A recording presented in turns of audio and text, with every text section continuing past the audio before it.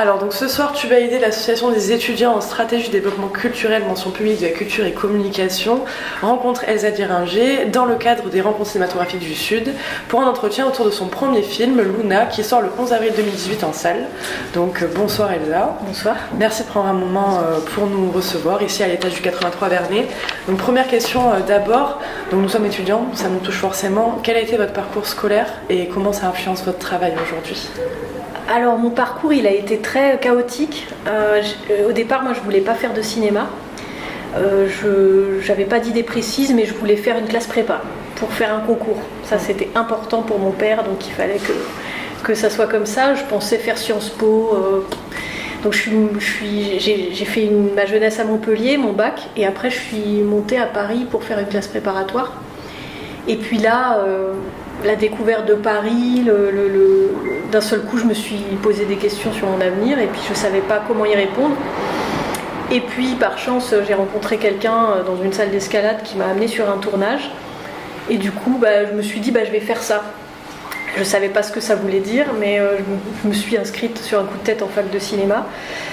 Et voilà, j'ai mis du temps à trouver mon chemin. Donc j'ai fait un peu de... J'ai essayé de faire un métier technique à un moment donné, j'ai voulu être perchman. Donc par le biais d'une association, j'ai commencé à faire de la perche sur des courts-métrages faits avec des habitants dans un quartier du nord-est parisien. Ensuite j'ai fait un peu de perche sur des longs-métrages. Et puis je me suis dit quand même je vais essayer d'écrire des courts-métrages puisqu'il y a des aides, donc j'ai commencé à écrire et puis ça a marché, j'ai pu les faire et puis de film en film je me suis dit mais oui, pourquoi pas oser se dire que c'est possible d'être réalisatrice. Et donc ça a pris 10 ans quoi. D'accord, donc Luna est votre premier long-métrage. Quand a émergé le projet et dans quelles circonstances ? Alors l'idée du film, ça n'a pas été un coup de foudre quelque part ou une évidence, il n'y avait pas un événement T qui a fait que j'avais envie de parler de ça. Ça c'est plutôt un mélange de plein de choses. J'avais envie de parler d'une histoire d'amour et surtout d'un personnage féminin comme ça très amoureux, capable de faire un peu n'importe quoi par amour.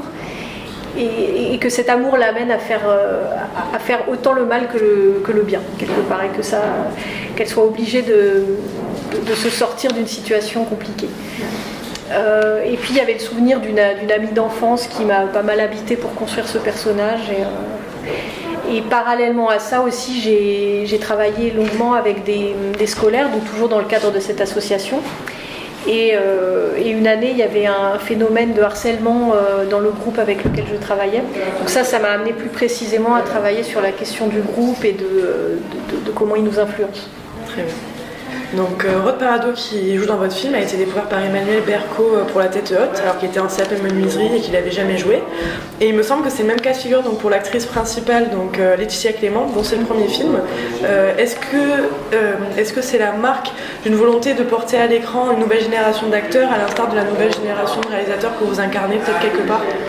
Alors c'est pas vraiment une volonté de faire émerger des gens en fait, mais c'est évident quand on cherche des jeunes qu'on est obligé de faire du casting sauvage, surtout si on cherche des jeunes entre guillemets atypiques, c'est-à-dire pas forcément parisiens, parce qu'il faut savoir que la majorité des jeunes qui font du théâtre le font à Paris et que c'est un certain milieu. Et moi je cherchais quelqu'un qui ait l'accent du Sud par exemple, et de trouver une jeune comédienne professionnelle qui ait l'accent du Sud, c'est mission impossible dans les écoles de théâtre, il y en a très peu. Donc il faudrait avoir vraiment beaucoup de chance. On a cherché dans les écoles de théâtre, on n'a pas trouvé. Et donc c'est pour ça que j'ai cherché Luna comme ça, comme Rod, parce que je pense que pour La Tête Haute aussi, il cherchait un certain type d'acteur qu'il ne trouvait pas en école. Donc oui, il y a Laetitia Clément qui a fait son premier film, mais il y a aussi des cinéphiles à l'instar comme Frédéric Pierrot ou Juliette Arnaud, oui, qui ont fait beaucoup plus de films évidemment. Et comment s'est passée la prise de contact et la direction avec ces acteurs-là ? Pas très simplement en fait, on leur a proposé le rôle, on s'est rencontrés, ils ont tout de suite accepté parce qu'ils ont aimé le scénario, donc ça c'était chouette. Et après sur le plateau, c'est le même travail avec les jeunes qui n'ont jamais joué qu'avec des comédiens pros entre guillemets. Après le comédien pro arrive avec une technique. Donc il n'y a pas à tout débroussailler. Et puis il arrive souvent avec une idée de son rôle, mais au fond, moi je parle de la même manière à tout le monde. Donc votre film réussit, ce qui constitue presque un exploit en fait dans le paysage de la comédie française, c'est de porter à l'écran des jeunes provinciaux et à plus forte raison des sudistes, sans tomber dans la caricature de leurs paroles ou de leurs mœurs. Donc comment est-ce que, encore une fois, je vais vous demander comment est-ce que vous les avez dirigés pour atteindre ce résultat-là, pour pas être dans la caricature Je crois déjà que j'ai essayé de faire un travail au scénario pour pas être dans la caricature, dans l'histoire, parce que ça c'est déjà important, que les dialogues sonnent justes, que les situations soient justes, et déjà ça évite la caricature, j'espère. Et ensuite, j'ai cherché des jeunes qui ont tous du talent, parce que tous les jeunes de la bande, c'est pareil, je les ai trouvés dans la rue, il y en a un qui vient du même lycée que Laetitia. Et puis on a travaillé ensemble, on a cherché, je me suis adaptée à leur manière de parler aussi. Des fois il y avait un dialogue qu'ils trouvaient mal écrit ou pas, ça leur sortait pas bien dans la bouche, donc ils l'ont repris à leur sauce. Et donc voilà, après je crois que je leur ai bien expliqué la situation, et puis ils l'ont parfaitement comprise, parce que je crois que c'est des phénomènes aussi qui arrivent dans la vie, quoi, les phénomènes de groupe, des phénomènes de quand on part en soirée, qu'on fait un peu n'importe quoi. Je crois que ils avaient tous un peu vécu ça, donc ça leur semblait pas faux. Et donc, parallèlement à cela, le film est fait de contrastes et refuse le manichéisme, notamment concernant le personnage de Luna, qui est quelque part responsable de ses malheurs et en même temps touchante, où ses amoureux sont très opposés. Donc, pourquoi ces choix scénaristiques ? Je voulais pas qu'on puisse excuser Luna. Je voulais pas qu'on se dise elle est méchante parce qu'elle est trop pauvre, ou que sa maman est folle, ou parce qu'elle est droguée. Ou non, je voulais qu'elle soit normale, cette fille. Parce que je crois que la violence, elle peut surgir dans n'importe quel milieu, dans n'importe quelle situation. À partir du moment où il y a des enjeux de pouvoir dans un groupe, il y a potentiellement de la violence. Donc je voulais dénuder le débat, pour pas qu'on puisse trop facilement se dire c'est à cause de ça, c'est parce que... Donc j'en ai mis le minimum. Et puis, moi, ça m'intéressait, ce personnage, qu'on puisse pas aimer tout de suite, qu'elle nous rejette pendant longtemps. On se dit, mais quand même, même quand Alex revient, elle continue à être détestable avec lui. Donc ça m'a amusé de voir jusqu'où on pouvait aller avec ce personnage et sa complexité. Vous parlez de groupe depuis tout à l'heure, et donc vous travaillez énormément sur la question du groupe dans ce film, avec la bande de Luna, ses collègues de travail, à plus petite raison peut-être la fanfare d'Alex ou la famille monoparentale qu'elle a avec sa mère. Et ça fonctionne en fait un peu comme une micro-ethnologie au final.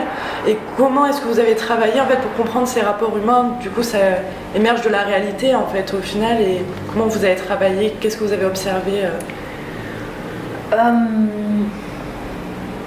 Peut-être un peu mal formulé cette question. Ouais, j'ai pas trop compris la précision. Voilà, c'est pour voir, mais vous avez peut-être répondu tout à l'heure aussi avec l'association et compagnie. Pourquoi vous avez envie de faire émerger ces questions-là concernant les groupes en fait D'accord. En fait, moi, c'est une question que je me pose. C'est pourquoi l'être humain peut devenir aussi violent de manière générale. Et on arrive assez vite à la question de l'influence qu'on peut subir. Parce que je crois que, à part les cas pathologiques psychiatriques, je crois que l'humain n'est pas méchant par nature. Et donc il est souvent on commet des choses par lâcheté, par influence, et donc c'est ça que le film travaille, c'est pourquoi est-ce qu'on se laisse influencer, pourquoi est-ce qu'on perd notre jugement, qu'est-ce que ça révèle comme fragilité, et comment on peut se sortir de ça, comment est-ce qu'on peut gagner sa liberté, apprendre à dire non, apprendre à s'opposer. Et c'est vrai que c'est une question importante, parce que le groupe, c'est quelque chose qui peut être qui peut être vraiment terrible, mais même dans l'histoire, tout ce que sont les guerres, la violence du groupe peut être vraiment dévastatrice. Donc le film en parle à petite échelle. Voilà.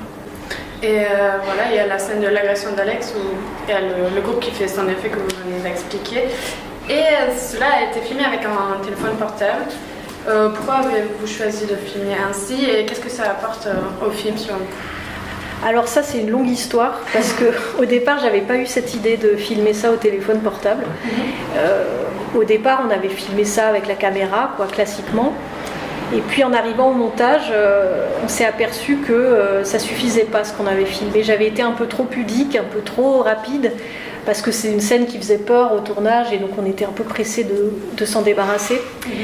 Et je savais, peut-être j'avais pas suffisamment conceptualisé à quelle distance il fallait que je sois de ce truc-là. Comment le filmer, j'avais pas assez réfléchi, je pense. Et donc j'étais trop douce. Et donc ça justifiait pas l'histoire derrière.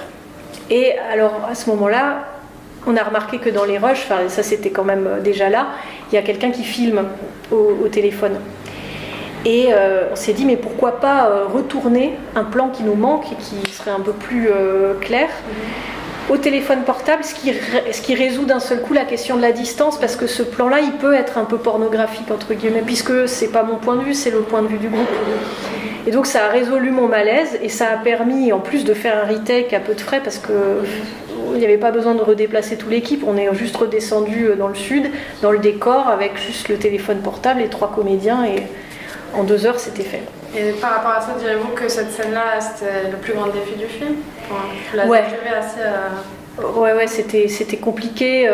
Déjà, quand je l'écrivais, je me suis dit, oula, ça va être difficile. Et cette scène nous faisait peur, et on l'a préparée au maximum, mais il aurait fallu encore plus de temps et de préparation, je pense, pour... Et encore, je pense que cette idée de téléphone portable, je ne l'aurais pas eue au moment du tournage. Je crois qu'il a fallu le montage pour que j'ai cette idée, quoi. Voilà. Une autre réussite sur l'authenticité, conjointe un peu à celle de la représentation des personnages, c'est celle de la ville de Montpellier. Moi j'ai vécu succinctement et j'ai vraiment reconnu les décors, l'ambiance de la vie et compagnie. Comment vous avez choisi les lieux de tournage? Alors moi j'ai grandi à Montpellier, donc je connaissais déjà bien la ville, même si elle a beaucoup changé depuis. Et puis après j'ai pris le temps de chercher, quoi. Même pendant l'écriture j'allais souvent à Montpellier, donc je savais que depuis longtemps que je voulais tourner à Malbosc par exemple, dans ce quartier qui venait de sortir de terre et qui n'existait pas du tout quand j'étais jeune, et j'avais envie de ça, d'un univers neuf, un peu à la limite ville-campagne. Et donc voilà, il y avait des lieux que j'avais repérés comme ça. Quel lieu par exemple? Parce que c'est vrai que j'ai pas tout reconnu non plus. Il y avait les Bordulaises aussi que j'avais repéré pour la fanfare, et ensuite par contre tout ce qui est exploitation maraîchère, ça a été un travail vraiment de préparation juste avant le tournage, parce que là il fallait qu'on se mette d'accord avec les agriculteurs, qu'on trouve le bon endroit, qu'ils soient pas trop près de l'aéroport, et puis surtout avec les bonnes cultures qui poussent au moment du tournage, parce que ça aussi, comme on était en août, tout ne poussait plus. Donc on a dû jongler avec plusieurs exploitations pour trouver les bonnes cultures. D'ailleurs, l'horticulture, ça a une place super importante en fait, au final dans le film. Pourquoi vous avez choisi que ce soit ce métier-là en fait qu'elle exerce, et pas qu'aucun autre qui serait peut-être plus, qui correspondrait mieux peut-être à un personnage qui comme elle en fait. Justement, en fait, c'est qu'au départ, je me disais aussi, un personnage comme elle, elle fait de la coiffure, elle fait de la manucure, elle fait de l'esthétique, et je me suis dit, non. Ce serait beaucoup plus drôle si à un moment elle faisait ça, elle était dans le maraîchage. Et donc il y avait la volonté de casser l'image de la cagole pour qu'on se dise elle est capable de faire un métier dur, physique, qui n'est pas du tout en lien avec le côté frivole de cette fille qu'on pense au début. Et ensuite, pour une raison de dramaturgie, il me fallait un espace où Luna puisse rencontrer Alex, et puis qu'ils ne puissent pas s'enfuir l'un de l'autre, parce que si simplement ils s'étaient croisés dans la rue, on serait partis, et puis voilà. Donc là, il fallait les coincer quelque part. Et les coincer aussi à l'écart du groupe. Donc là, c'était parfait, c'était une espèce de... comme un petit jardin d'Éden, si on veut aller un peu plus loin, mais où ils étaient en capacité de recommencer quelque chose de neuf. Et qui collait avec le scénario, avec le personnage, et qui les isolait des autres et qui les obligeait à tomber amoureux. D'accord. Et direz-vous à quel point avez-vous mis quelque chose de vous-même dans le film? Ou de votre réalité? Je me suis pas mal inspirée de sensations de ma jeunesse en fait, parce que moi j'ai habité exactement à Montpellier, donc tous ces décors, ces ambiances, c'était vraiment ça. Après, je crois que quand on écrit, on se met forcément dans son film en fait. Je crois que même si le personnage de Luna, il est très loin de moi, mais je crois que j'aurais bien aimé être comme elle, pas dans ses mauvais côtés, mais dans son côté plus voilà, un personnage comme ça très dynamique, qui n'est pas timide. Voilà, moi je suis le contraire. Donc c'est pour ça qu'on le cinéma, parfois ça permet de se mettre à des endroits où on ne peut pas être dans la vie. Donc on se met parfois, on se met partout. Donc ce matin, on était dans une masterclass avec Michel Loslo, donc il nous parlait de la différence flagrante qu'il y a eu avant Kirikou et après Kirikou dans sa façon de travailler en fait, sur les difficultés en fait, qu'il a connues. Quelles sont les difficultés principales que vous avez rencontrées pour un premier long métrage? Moi je dirais que c'est le temps, la gestion du temps. Vous avez tourné en combien de temps? En 7 semaines, ce qui n'est pas ridicule du tout. Mais par rapport à ce que j'avais écrit, c'était court. Et je crois que maintenant, quand je réécrirai mon prochain, je ferai attention à me donner le maximum de temps, à être maligne sur le choix des décors, de pouvoir me donner plus de temps pour travailler. Et puis pour l'écriture, voilà, sur Luna, j'étais partie en pensant que ça prendrait 3 mois et que j'allais tourner le film en 2013. Puis 3 ans plus tard, j'étais toujours sur l'écriture et donc de savoir que ça prend du temps, de pas se dire qu'il faut partir, faut savoir que c'est un marathon et pas un sprint pour pas s'épuiser. Et puis, ça c'est les deux choses. Les deux choses les plus importantes, je crois, le temps. Parce que quand on va trop vite, on est obligé de sacrifier des scènes, on est obligé de sacrifier des idées. Et parfois, c'est vraiment celle-ci qui manque à l'arrivée. Ouais. Et vous avez eu des aides financières pour réaliser le film? Oui. Comment ça s'est passé là-dessus? On a eu les financements classiques pour un premier film, c'est-à-dire CNC, région. Ouais. Et puis là, on a eu une aide de Ciné Plus, et puis du crédit d'impôt, des fonds propres, voilà. Mais c'était un budget quand même serré, quoi, pour ce film qui, mine de rien, nécessitait, qu'il y avait beaucoup de décors, beaucoup d'acteurs, et c'était pas un film si facile à faire. Voilà. On n'est pas sur du huis clos classique. Non, il y avait des... Voilà, par exemple, les scènes en scooter, ça c'est des trucs... on n'a pas eu tout le temps les moyens de les filmer comme j'aurais voulu, c'est-à-dire avec un appareil qui permet de suivre les scooters, donc des fois on était sur un camion, ça c'est pas la même souplesse, tout ça fait qu'on perd du temps, de l'énergie. Et puis l'autre chose que je ferais plus, c'est j'essaierais de ne plus tourner avec un animal dans un film, parce que ça c'est mignon, c'est vrai que ça amène un truc, mais pour des questions de temps notamment et tout ça, c'est galère. Au début, vous avez dit donc vous avez choisi vous avez voulu faire un film d'amour. Ouais. Est-ce qu'il y avait quand même une volonté de faire passer un message à travers le film? Notamment, c'est le premier film ou c'était plus une fiction? Il n'y a pas vraiment de message, c'est plutôt une vision de la vie, quoi. Je crois que à un moment, j'ai choisi de ne pas aller forcément vers une fin tragique. C'est parce que je pense qu'on peut être pardonné, quoi. On peut peut-être se remettre de nos fautes et puis avancer. C'est peut-être ça le message du film. Un mot pour la fin, peut-être? Je suis vraiment pas bonne pour ça. Vous avez déjà un prochain projet du coup? Je commence à réfléchir, c'est encore assez vague, mais ce sera un film peut-être un peu plus policier,